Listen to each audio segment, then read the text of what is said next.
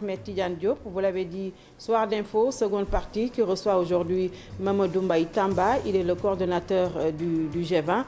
Bonsoir, Monsieur Tamba. Bonsoir.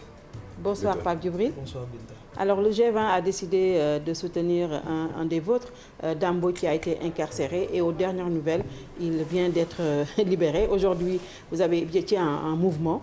Est-ce que c'est parce que votre mouvement a fait mouche que Dambo a été libéré? Et pourquoi d'ailleurs avez-vous décidé de soutenir Dambo? C'est Dambo, il faut d'abord préciser. D'abord, permettez-moi de vous remercier. Saluer donc l'ensemble de l'équipe qui vous accompagne. Et aussi également saluer donc Pape Djibril. Mais aussi également saluer l'ensemble des secrétaires généraux des syndicats membres du G20, des secrétaires généraux des syndicats d'enseignants membres du G7, de la FEDER et de l'ensemble des syndicats donc d'enseignants. Mais aussi également des sympathisants militants de nos syndicats respectifs.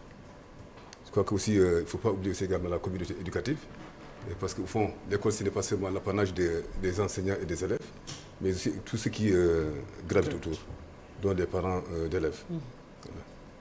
Maintenant, vous dites que, je ne sais pas trop, de ce qui est pas, nous avons déclenché le mouvement de ce matin, d'aujourd'hui, de 24 heures de grève, et déclaré de la journée donc, de ce 1er mars, journée noire. Un soutien donc symbolique mais indispensable à EG Dambo, mais aussi également à tous les collègues détenus arbitrairement pour des raisons également que tout le monde connaît. Pourquoi vous donc avez c'est pas que Dambo, mais c'est aussi l'ensemble des collègues qui sont détenus. Pourquoi? Qu'est-ce qu'on leur reproche? Non, ce qu'on leur reproche peut-être c'est important, mais y entrer c'est peut-être glisser dans la politique. Or, notre soutien est un soutien tout simple, d'abord de collègues, de camarades, mais aussi ceux avec qui on a partagé. Solidarité syndicale.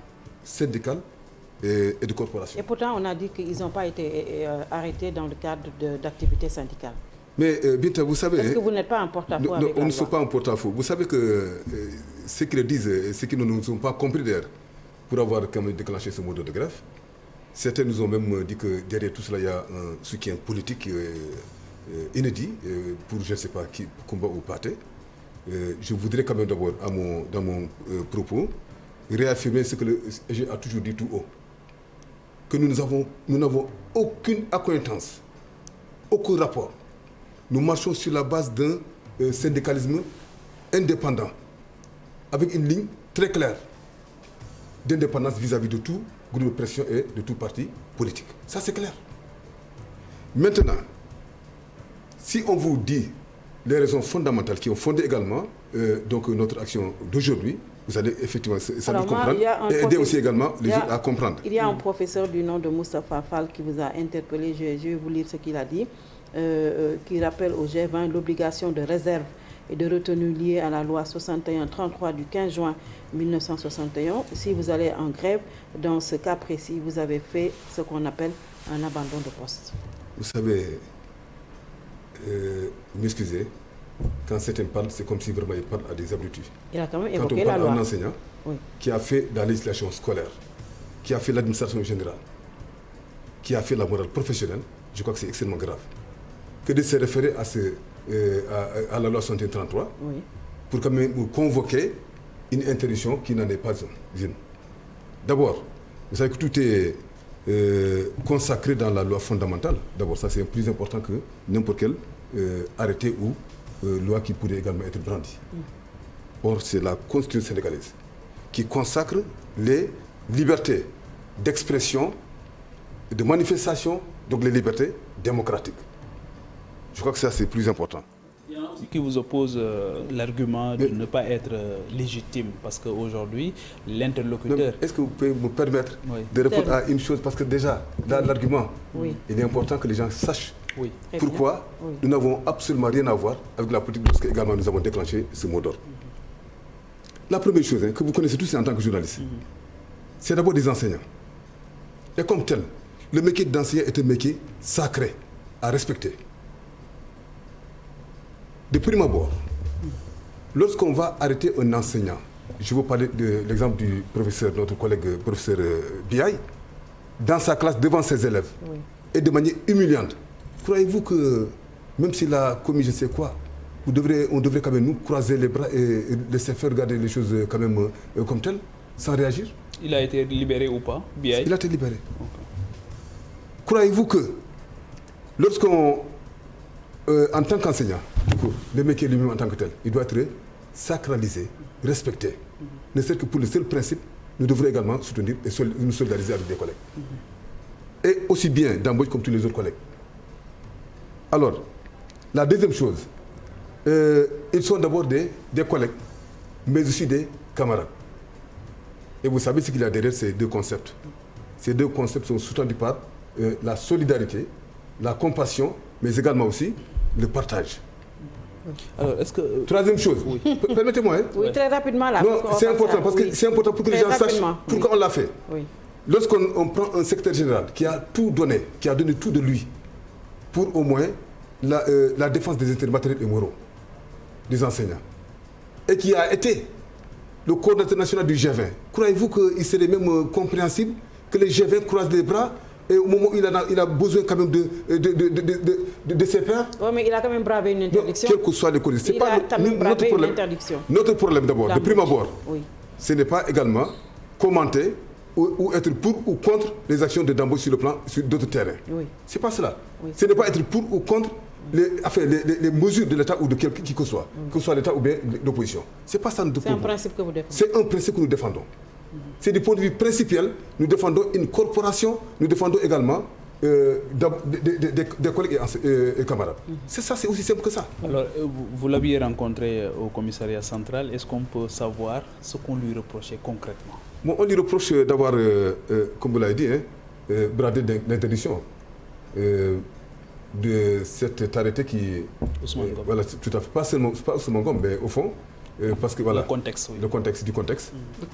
Du Covid, et donc rassemblement illégal et trouble à l'ordre public. C'est les deux mobiles. Alors, on vous reproche aussi l'argument de ne pas être légitime, parce qu'aujourd'hui, l'interlocuteur de l'État dans le secteur de l'enseignement, c'est le G7. Qu'est-ce que vous répondez à ça? Qu'est-ce qu'il faut de la légitimité? Il y a deux choses. Hein. Je ne sais pas si vous voulez parler de légitimité ou de légalité. Ou de représentativité. Attendez. Parce que c'est pas trop parce que les deux concepts-là sont ce qu'ils sont. Est-ce que quelqu'un qui est légalement reconnu est légitime ou non? Parce que la légitimité, c'est d'abord fondé sur la représentativité, peut-être. C'est ce que vous voulez dire. Oui. Je crois que certains l'ont dit, mais c'est très grave. C'est très grave. Sinon, on aurait également demandé, après l'élection de M. Macky Sall, n'est-ce pas, à la tête de ce pays-là, et donc fermer la bouche à tout, donc interdire à tout le monde de parler, à tous les partis politiques de parler. Je crois que c'est ça le problème. Or, lorsque nous sommes partis aux élections de représentativité, donc nous ne sommes pas là, moi je ne suis pas là pour récuser également le G7, non du tout. J'ai dit qu'au fond, ça c'est une bataille que nous n'allons pas engager. Elle est une bataille inutile. C'est nous d'abord. C'est d'abord des collègues, c'est d'abord des enseignants, mais aussi des échec comme nous. Et nous croyons également que nous revendiquons les mêmes choses que nos camarades là, parce que nous avons été ensemble.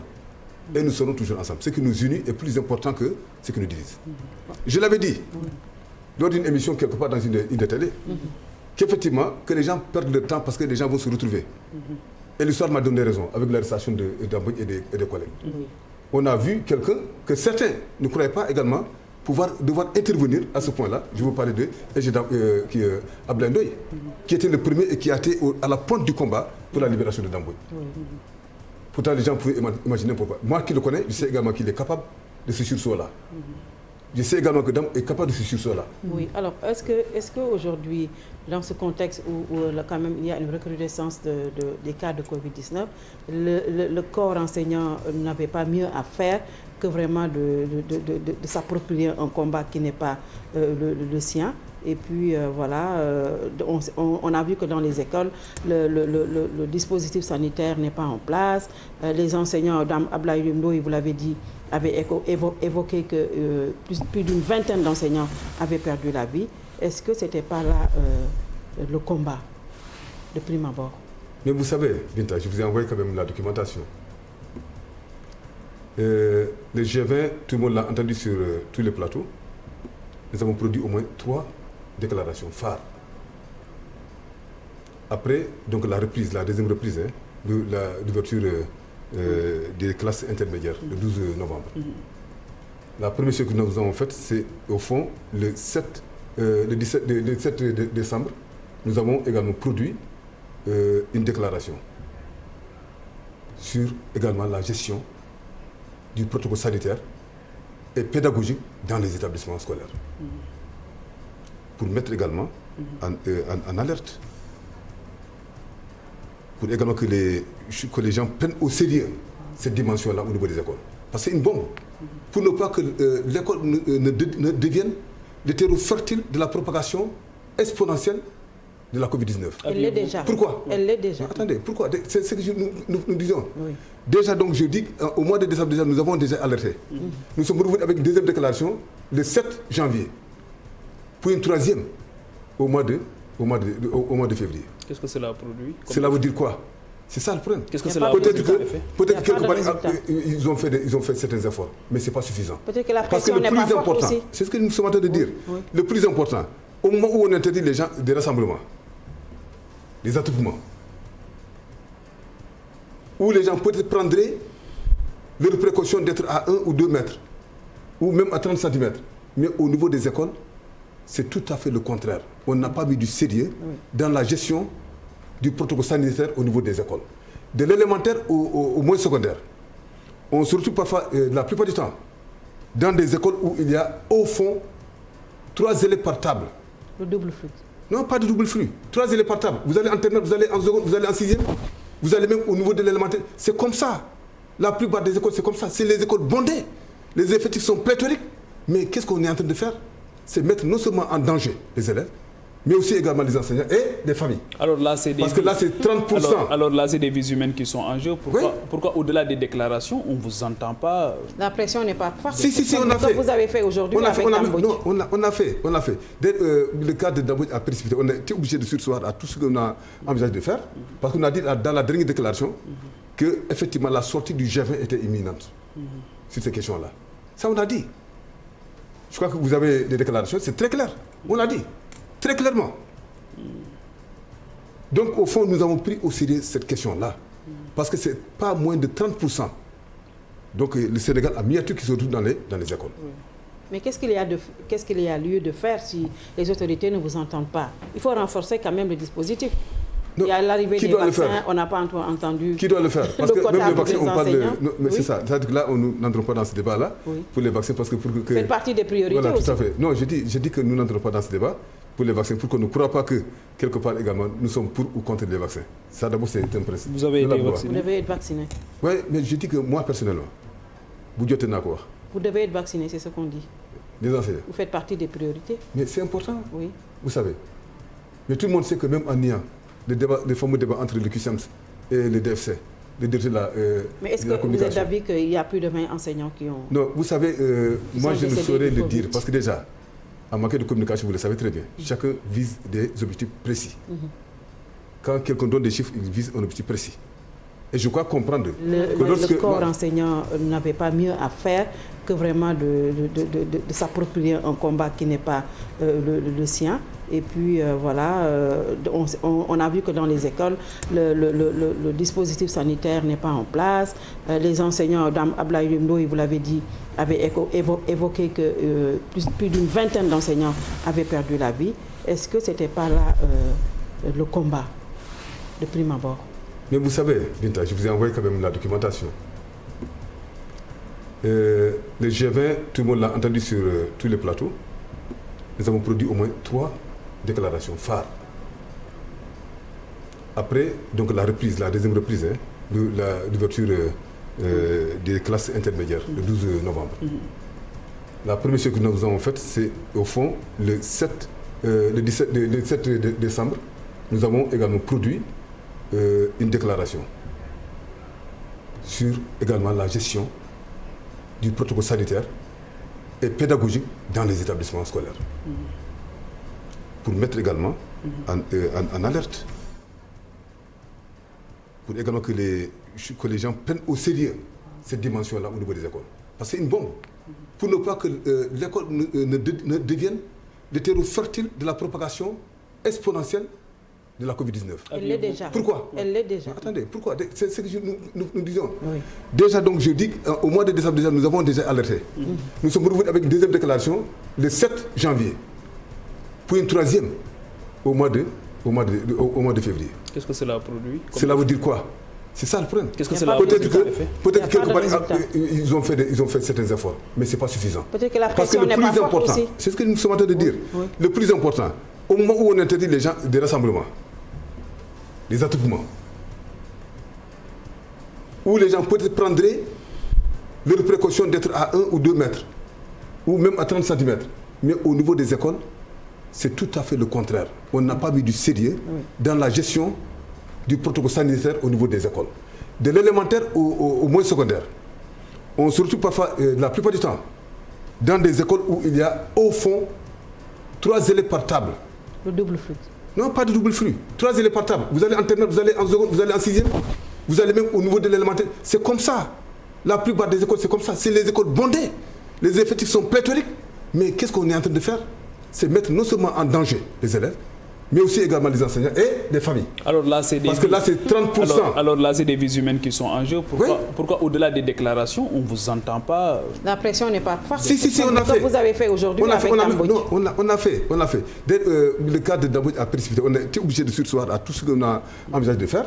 Parce qu'on a dit dans la dernière déclaration que effectivement la sortie du G20 était imminente sur ces questions-là. Ça, on a dit. Je crois que vous avez des déclarations, c'est très clair. On l'a dit. Très clairement. Donc, au fond, nous avons pris au sérieux cette question-là. Parce que ce n'est pas moins de 30%. Donc, le Sénégal a miniature qui se retrouve dans les écoles. Oui. Mais qu'est-ce qu'il y a lieu de faire si les autorités ne vous entendent pas? Il faut renforcer quand même le dispositif. Non, il y a l'arrivée des vaccins, on n'a pas entendu. Qui doit le faire? Parce que même les vaccins, on parle de. Mais oui. c'est ça. C'est-à-dire que là, nous n'entrons pas dans ce débat-là pour les vaccins. Parce que faites partie des priorités voilà, aussi. Tout à fait. Non, je dis que nous n'entrons pas dans ce débat pour les vaccins, pour qu'on ne croit pas que, quelque part également, nous sommes pour ou contre les vaccins. Ça, d'abord, c'est un principe. Vous avez été vacciné? Vous devez être vacciné. Oui, mais je dis que moi, personnellement, vous devez être vacciné, c'est ce qu'on dit. Les enseignants. Vous faites partie des priorités. Mais c'est important. Oui. Vous savez. Mais tout le monde sait que même en niant les fameux débats entre le QCEMS et le DFC, mais est-ce que vous êtes d'avis qu'il y a plus de 20 enseignants qui ont... Non, vous savez, moi je ne saurais le dire, parce que déjà, en matière de communication, vous le savez très bien, chacun vise des objectifs précis. Quand quelqu'un donne des chiffres, il vise un objectif précis. Et je crois comprendre que lorsque... Non, c'est pas que je n'ai pas de chiffres. Vous n'avez pas les chiffres de Ablaye Ndoye? Non, je n'ai pas dit que je n'ai pas les chiffres de Ablaye Ndoye. Oui. On peut avoir moins, plus, ou même peut-être même des chiffres. Vous avez quels chiffres? Non. Moi, je ne donnerai pas de chiffres, madame. Quand on donne les chiffres, il y a un mobile. Et je crois que Ablaye Ndoye, en donnant les chiffres, c'est pour montrer également qu'il y a une urgence de prendre en charge la préoccupation du respect du protocole sanitaire dans les écoles. Ça, c'est plus important. Or, qu'on le veuille ou non, il n'y a pas qu'un décès. Ça, je peux l'affirmer. Il y a eu des décès, il y a eu des victimes de la Covid-19 au niveau des écoles. Ça, je peux le dire. Mais les autorités, donc, il y a urgence. Il y a un seul décès quand même. Non, vous savez, j'ai dit qu'on est dans la communication. Lui qui le dit, au nom également du gouvernement, au nom du ministère de l'Éducation nationale, il y a un mobile, il y a une raison. Peut-être que c'est pour ne pas appeler les gens. C'est possible. Je ne suis pas dans sa pensée. Mais je dis qu'à chacun, vraiment les raisons de sa... Au-delà de la pensée, c'est quoi la réalité? Est-ce qu'il y a eu des enseignants décédés du Covid-19? Il y en a, ça je peux le dire. Il y a plusieurs. Non, madame, j'ai dit que pour les chiffres, vraiment, pardonnez-moi, je ne peux pas vraiment vous donner les chiffres. Mais vous les avez quand même? Non. J'ai des chiffres, mais que je ne sais donner. D'accord. Alors, le G20 également est déjà sur le pied de grève. Je pense que vous allez déposer un préavis. C'est le cas ou pas? Oui, le préavis a expiré depuis le 16 janvier. Oui. Donc, c'est pourquoi je vous disais qu'on était donc presque à quelques encablés pour aller en grève pour des raisons de respect du protocole sanitaire et pédagogique dans les établissements. Oui, ça, c'est la première chose qu'on a voulu faire. Et malheureusement ou heureusement, il y a aussi une précipitation due également à l'arrestation des collègues. Bon, c'est quoi les questions pédagogiques qui restent encore à satisfaire? Non, Pas les questions pédagogiques seulement. La plateforme, vous voulez dire? Oui, la plateforme. On a déjà évacué l'aspect sanitaire. Oui. Maintenant, il reste la plateforme. Ouais, les autres revendications. Non, nous avons déposé notre préavis de grève. D'abord, c'est les anciennes questions qui reviennent. Il y a d'abord les lenteurs administratives dans la production des actes relatifs à la carrière des enseignants. Il y a aussi également le paiement du gap important, la résorption du gap important des paiements des rappels des différentes sortes, n'est-ce pas, des enseignants. Mais aussi également, il y a les abris provisoires, il y a aussi également la question, toujours pressante des impôts sur des impôts élevés, même si également il y a des efforts tout à fait remarquables, hein, il faut l'avouer, qui ont été également faits par la direction de la SOL. Mais il y a aussi également, à part ces questions-là, il y a la question du DMC. C'est déjà réglé, le président a déjà donné. Oui, le président a répondu, mais pour le moment, il reste maintenant. Également les indemnités. Oui, il reste encore parce que l'enveloppe doit être vraiment beaucoup plus importante que cela. Comment ça? Oui, bien sûr, on est resté très longtemps en bloquant également, en gênant également le paiement du DMC. C'est important. Donc il faudrait une enveloppe consistante parce que certains... Ça veut dire quoi, une enveloppe consistante? Ça veut dire quoi? Non, c'est-à-dire que des gens sont restés. Chaque année, on devrait avoir au moins 5 milliards pour, n'est-ce pas, satisfaire les besoins des prêts DMC. Ce n'est pas pour les enseignants, c'est pour tous ceux qui dépendent également de la fonction publique. La question de l'équité, elle est réglée. Dans le traitement des fonctionnaires, ça aussi, ça a été sur la plateforme. Oui, mais comme vous préférez comme ça, il n'y a pas de problème. C'est-à-dire qu'il y a la loi 74-347 du 12 avril 1974. Pour ce qui concerne donc ce qu'on appelle les décisionnaires, ils n'ont pas donc le même traitement que les autres. Je vous donne un exemple. Vous et moi, nous sommes tous des instituteurs. Avons obtenu également le Master 2 pour devenir professeur de collège d'enseignement, professeur d'enseignement secondaire, par exemple. Alors, mais vous êtes un seul titulaire. Et moi, je suis décisionnaire. En y allant, on vous calcule, vous, on vous donne les 40% de votre ancienneté qui se calcule pour également bénéficier d'un avancement donné dans le nouveau corps des professeurs d'enseignement secondaire. Mais moi qui suis décisionnaire, je vais commencer à zéro. Comme si effectivement c'est aujourd'hui même que je suis entré dans ce corps-là. Et ça, cette loi-là, c'est pourquoi nous avons demandé la modification, la révision de cette loi-là, qui ne règle pas, qui est un peu tout à fait au détriment de ce corps-là qu'on appelle le corps des décisionnaires. Ils sont dans le institut ou bien ils sont des PCMG, ils peuvent également être des PM ou des PES. Ils sont dans tous les niveaux d'enseignement. En tout cas, les syndicats sont en train de s'organiser. On a vu tout à l'heure, je pense que c'est le SAEMS ou le QSEMS, vous également du G20. Ça veut dire que les parents d'élèves devront encore s'attendre à une perturbation. On ne connaît même plus c'est quoi l'année académique à cause du Covid-19 déjà. Oui, vous savez, des perturbations dans le système, ça n'arrange pas les enseignants, ce n'est pas du goût des enseignants. C'est au regret que les enseignants sont contraints d'aller en mouvement. Et vous comprendrez également, vous avez tous, chacun est passé par là. Malgré les grèves, que font les enseignants dans les écoles? Ils font tout pour se rattraper. Ils font tout pour se rattraper. Personne ne veut que son élève soit dernier. Personne des enseignants ne veut que son élève échoue. Nous avons un niveau très faible quand même. Non, mais c'est ce qui est le problème. Au fond, je crois que jamais respecté ce qui se passe aujourd'hui, sans qu'on le dise, ce qui retarde même parfois qu'on allume le feu, qu'on mette la machine en branle, c'est au fond parce que nous tenions compte d'une chose, une situation importante. C'est quoi? Le fait également que le quantum horaire l'année passée a été lourdement impacté, et négativement d'ailleurs. Donc ça, nous savons également que dans les écoles... Est-ce qu'il y a eu une évaluation? Non. Par rapport à la gestion de l'année passée, par rapport à tout ce qu'il y a eu comme dispositif, télétravail, salle des profs par-ci, par-là, donc le numérique a été sollicité, on a fait des examens aussi dans des situations difficiles. Est-ce qu'il y a une évaluation qui a été faite pour pouvoir rebondir cette année? Ça, c'est les décideurs. Ça, c'est au niveau du ministère de l'Éducation nationale. Et je crois entendre qu'ils ont fait une évaluation. mais n'ont pas encore également le... Il n'y a pas de partage, avec vous les Donc c'est dommage, hein, c'est cela. Maintenant, nous-mêmes, nous avons introduit dans notre nouvelle plateforme revendicative, n'est-ce pas, l'universalisation de la connectivité. Pour répondre également à cette approche numérique, à cette approche pédagogique numérique. Ça, c'est pas pour demain. Il faut d'abord régler la question des abris provisoires. Non, c'est ce que je dis. Il y en a 6 000 déjà. Non, c'est ce que nous avons parlé de ça déjà. Vous l'avez évoqué, nous l'avons mis au bon point, à un bon niveau, très bon niveau. Les enseignants ne font que demander de l'argent depuis toujours. C'est connu. C'est pas que ça. C'est pas que ça. Nous avons demandé aussi, nous avons mis quelque chose de nouveau aussi également, demander l'introduction de la philosophie à partir de la première. Et la création du corps des PM en philosophie. Parce que vous savez que la plupart du temps, les philosophes se retrouvent dans la presse. Ce n'est pas là leur place. Leur place, c'est dans les classes. Hein? Absolument. Merci. Donc nous avons des problèmes de gestion. Oui. Parfois même, lorsqu'on a eu, avec la pandémie, là, on a vu également que toutes les disciplines n'ont pas eu de problème quand on a éclaté les classes.